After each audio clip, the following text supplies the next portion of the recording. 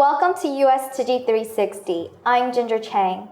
Today we go back to the city of San Francisco to follow up on the Happy Campus program, which is collaboration between Tzu Chi volunteers and local schools in low-income areas. We have clinical psychologist Dr. Anabel Haley with us to share her experiences of working with young children from poor families. Welcome, Dr. Haley. Thank you. So can you first tell us, how did you get involved in working with children from these households?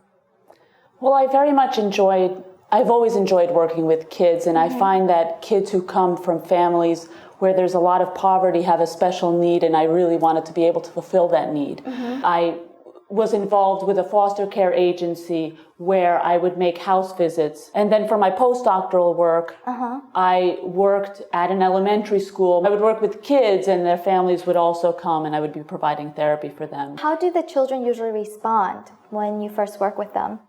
Well, you can get a variety of responses, but one type of child is a child who's really eager to kind of get any kind of attention. And the other type of child is kind of more aloof and kind of just keeps his or her guard.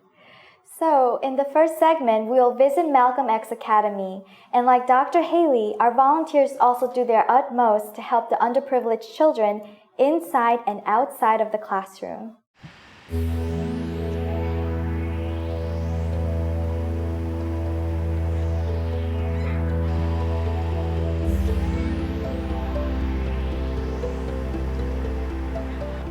Hunters Point consists of subsidized and public housing on the hill. Malcolm X Elementary is located right here at Hunters Point.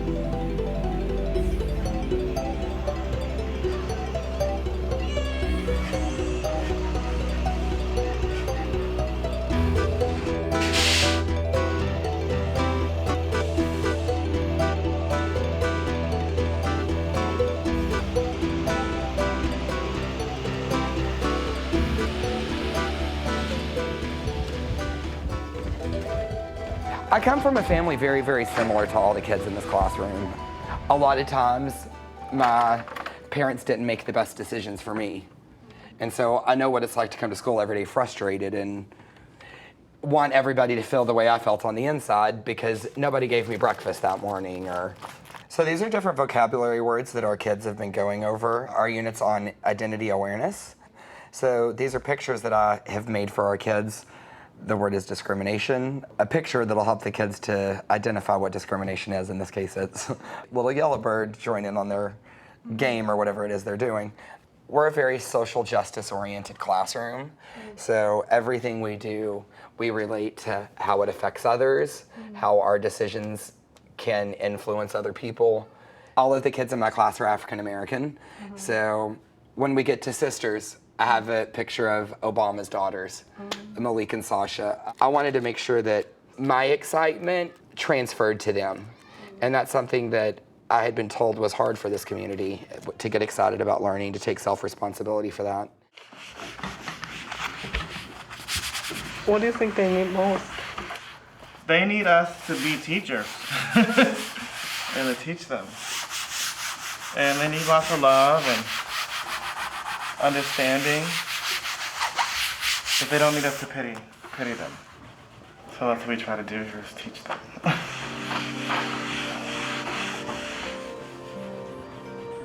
I know you've been studying about being the same and being different, and this book I'm going to read you is called Families Are Different. Before I show you the story, I want you to look at some pictures I have. Okay, I have pictures of a family. In this picture, what do you see?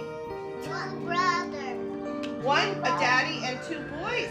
I don't see a mommy in this picture, or grandparents, or an auntie or uncle. I don't see a dad, I just see a mom and some children. Oh, here. Many of the children who come to this school come from a single-parent family and have economic stress or financial problems. They also live in a neighborhood that is not safe.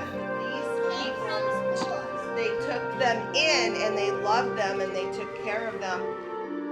Malcolm X Academy.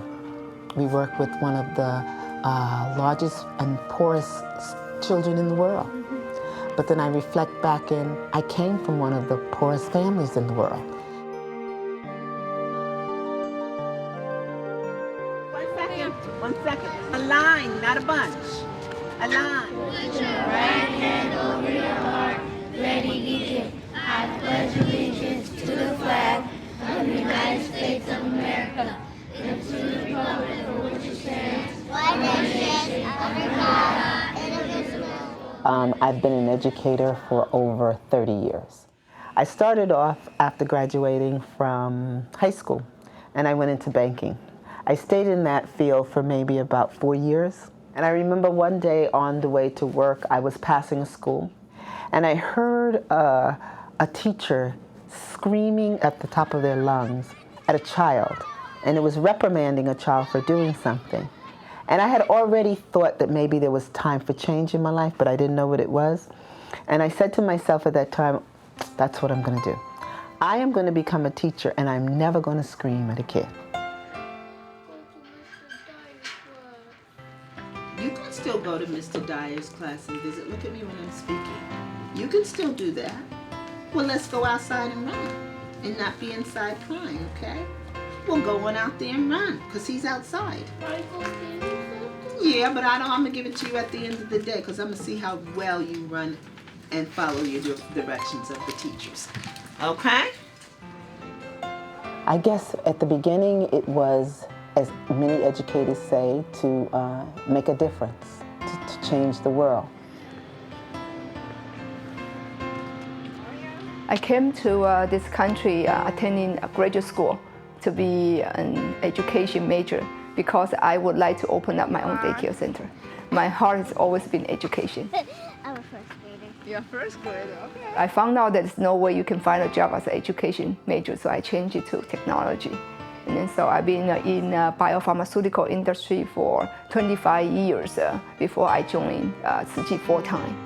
I was asked to go to a meeting in low-income school, and then I started to realize there are a lot of problems in education, taking care of low-income schools, including kids, parents, and teachers. What I was thinking, I'm going to live corporate life to solve this social problem because although I was doing really good in management position, 100 plus employees in my department, if I stay there, I managed to influence 100 plus employees.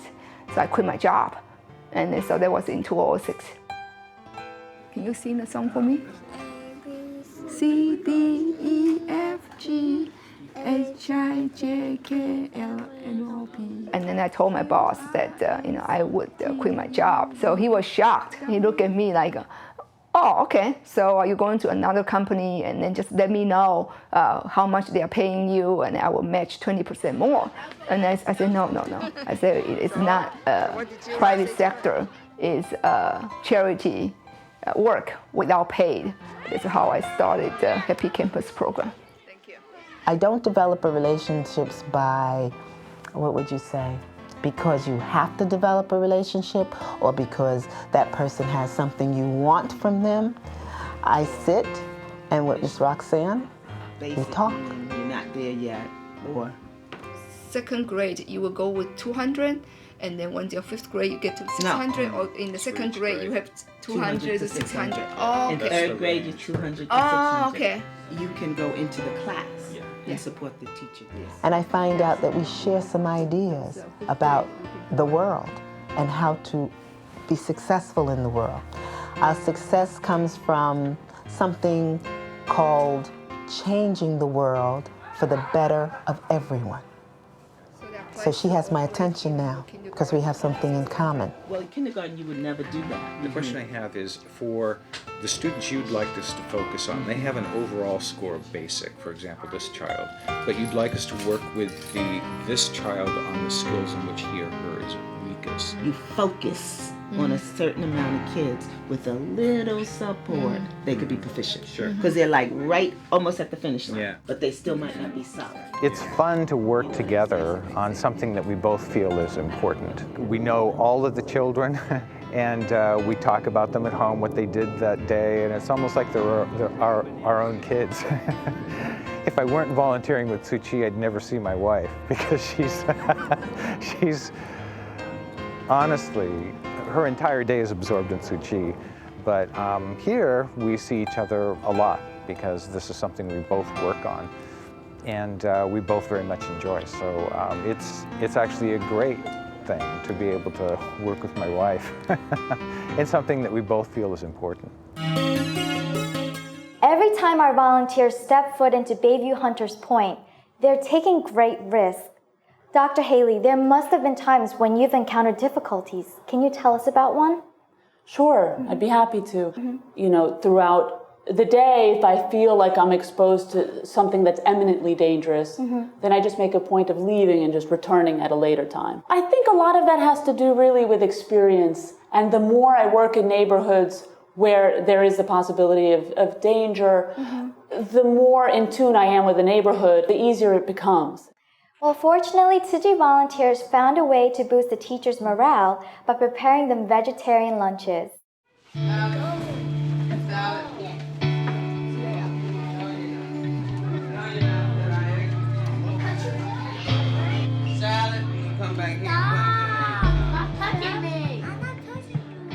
More than 95% of the children are qualified for the free lunch program.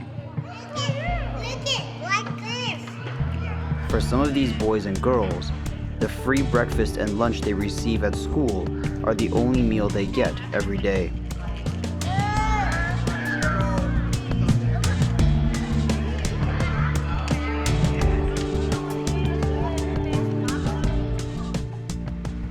Jenny Yao is also a dedicated volunteer for the Happy Campus program. Jenny used to be a cardiologist and a research scientist for a major pharmaceutical company, but now she volunteers full-time for Tzu Chi.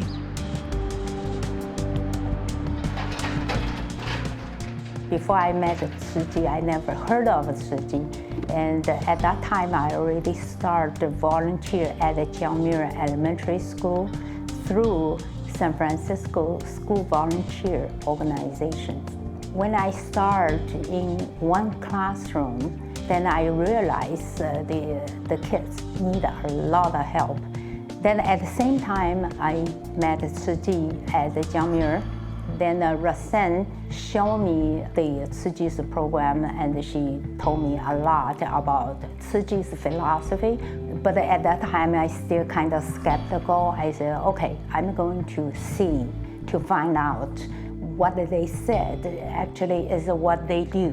I was very fortunate to run into Jenny, who came to serve in Jiangmira, not knowing that Tzu Chi at that moment.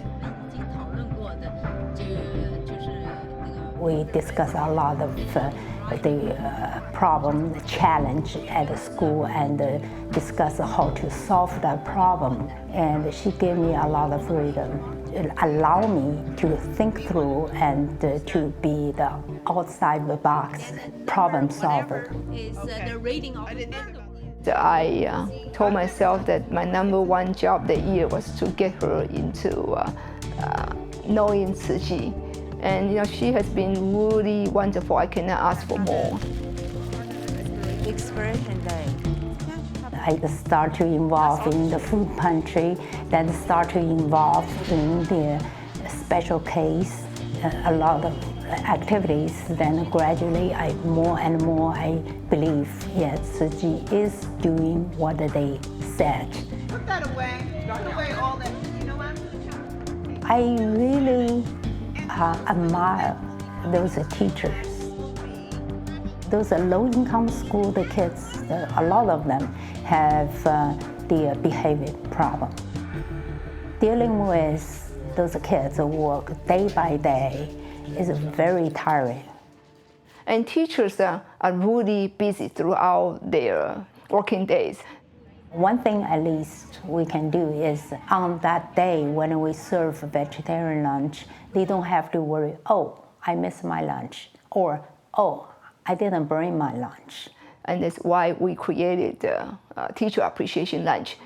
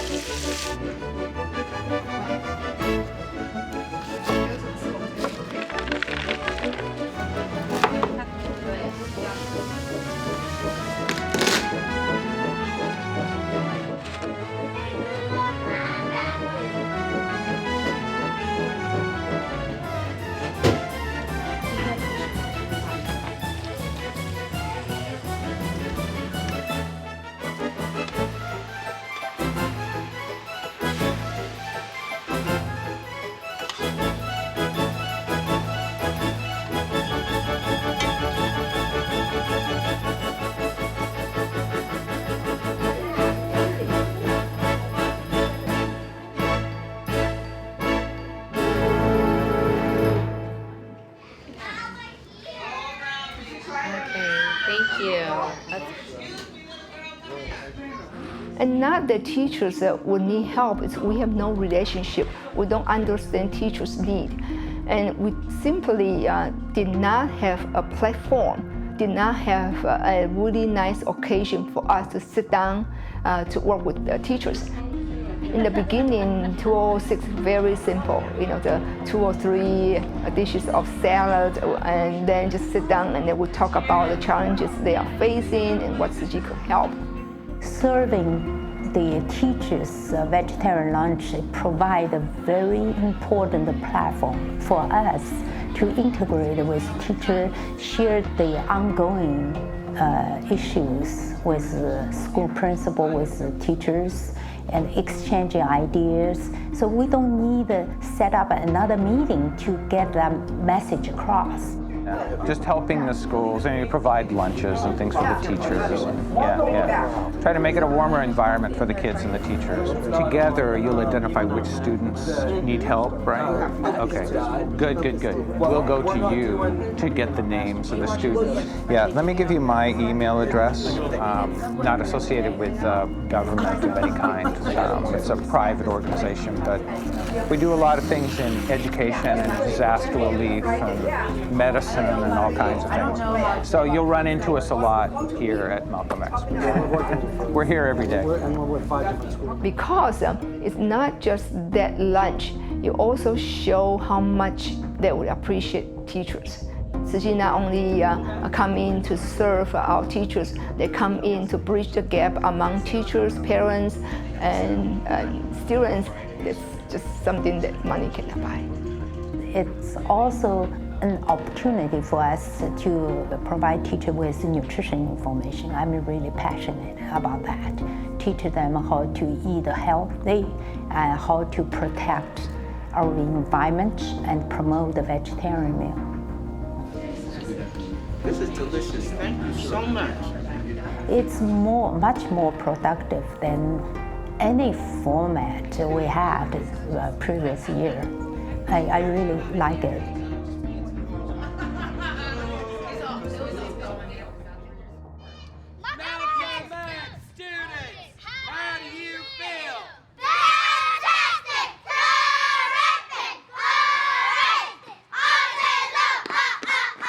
For one, as a male teacher, I'm not comfortable when kids come up to try and hug me.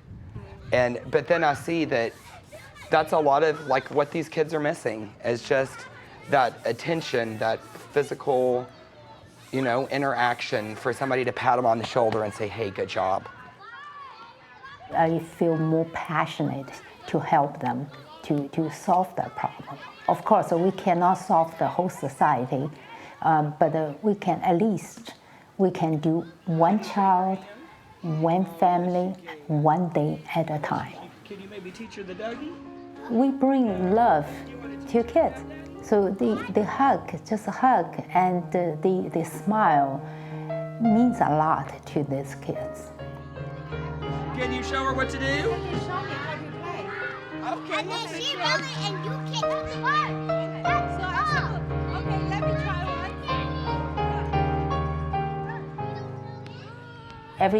Every day, day by day, it's again, it's best part of my life. I think that means a lot to us. Welcome back. So Jenny Yao, one of our volunteers, mentions her hope is to at least touch one child or one family's heart. From your own experiences, can you tell us maybe if one person, one family has left an impression in your heart? Part of volunteering or doing therapy or being in my profession, it's very rewarding. And one particular child comes to mind, little Mikey. In the beginning, Mikey was very standoffish and he had a hard time trusting anybody, and that included me. Oh, okay. So I spent a lot of time really working with him and allowing him to kind of feel closer to me and open up to me. At the very end, Mikey looked up at me and he said, "Aren't you going to give my foster mother a hug?" So as soon as I started to hug her, and he was very short, he came like barely up to my knees, he just kind of threw himself at me. and it gave me such an unexpected, really, really warm hug. And when I left, I have to say that tears were coming down my eyes because it was really, really moving. Well, Dr. Haley, thank you very much for coming on board. It was a pleasure having you. Oh, you're welcome. The pleasure was mine. Thank you.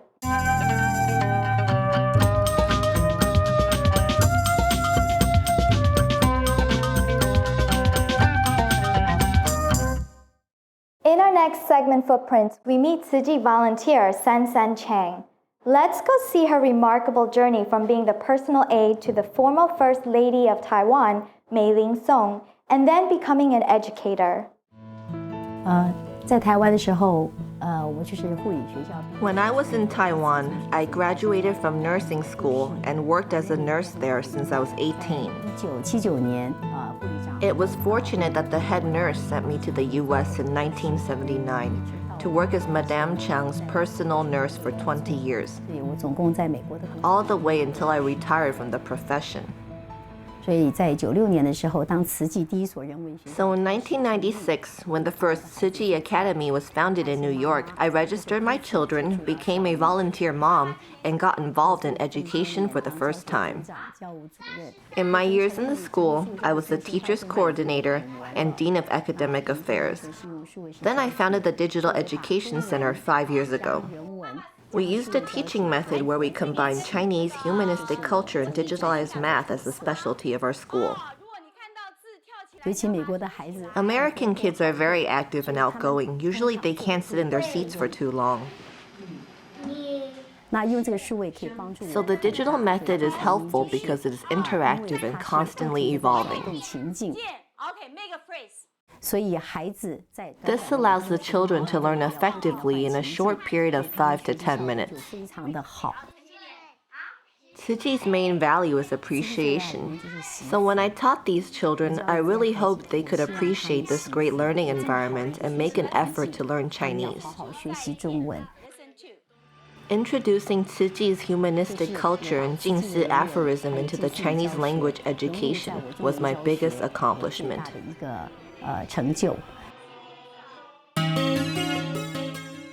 San also says another reason she enjoys teaching Chinese is because her students end up speaking better Chinese than their parents.